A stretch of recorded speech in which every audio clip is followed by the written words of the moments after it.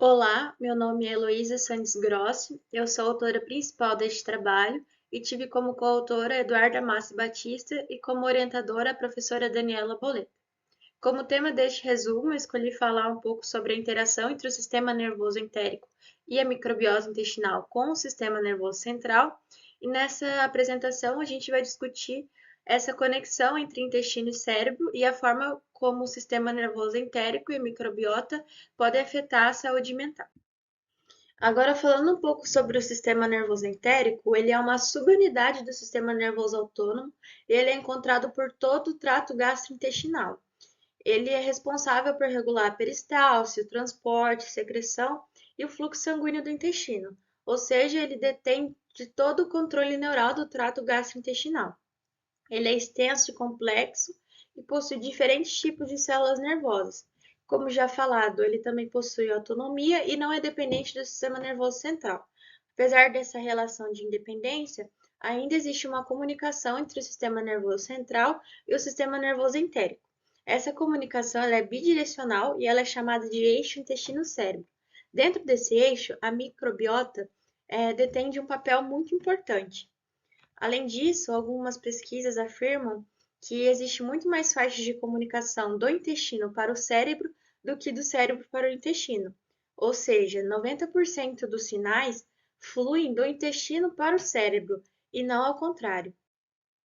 Agora, falando um pouco sobre essa comunicação, essa rota bidirecional vai envolver metabólitos e neurotransmissores que podem ser produzidos pela microbiota intestinal e que vão fazer a modulação entre esses dois sistemas.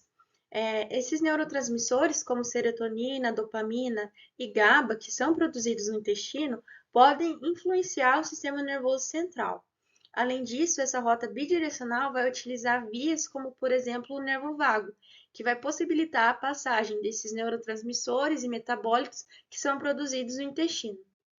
Sobre a serotonina, é importante ressaltar que 95% da serotonina do corpo ela é produzida no intestino e não no cérebro, como muitos pensam.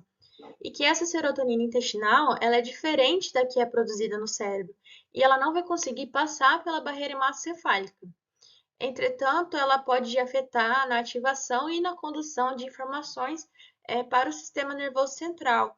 E a mudança na produção da serotonina intestinal pode ser transmitida através do nervo vago para o cérebro, interferindo assim nos níveis de produção da serotonina cerebral, que interfere, por exemplo, no humor e ajuda a modular o estresse.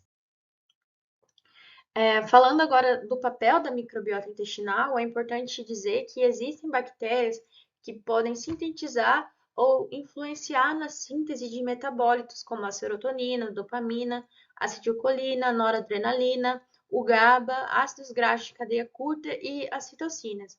Essas substâncias elas podem ser neuroativas, ou seja, elas podem ter uma ação direta no cérebro. Além disso, esses ácidos graxos de cadeia curta, eles podem regular o funcionamento da micróglia, que é a célula de defesa do sistema nervoso central. Outro papel da microbiota é que ela é capaz de reduzir quadros inflamatórios de baixo grau, devido às citocinas anti-inflamatórias que ela produz. E transtornos como a depressão e a ansiedade, eles possuem alguns marcadores que são inflamatórios, ou seja, a desbiose ela pode influenciar na saúde mental dos indivíduos. Então, uma microbiota em desbiose, ela pode apresentar uma diminuição dos níveis do GABA e o metabolismo prejudicado do triptofano, prejudicando assim também os níveis de serotonina. E isso pode resultar em sintomas como ansiedade e transtornos de humor, como a depressão.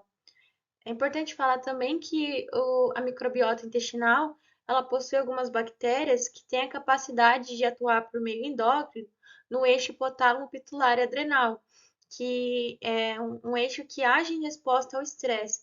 Então, o indivíduo em desbiose, ele pode, por exemplo, ficar mais estressado.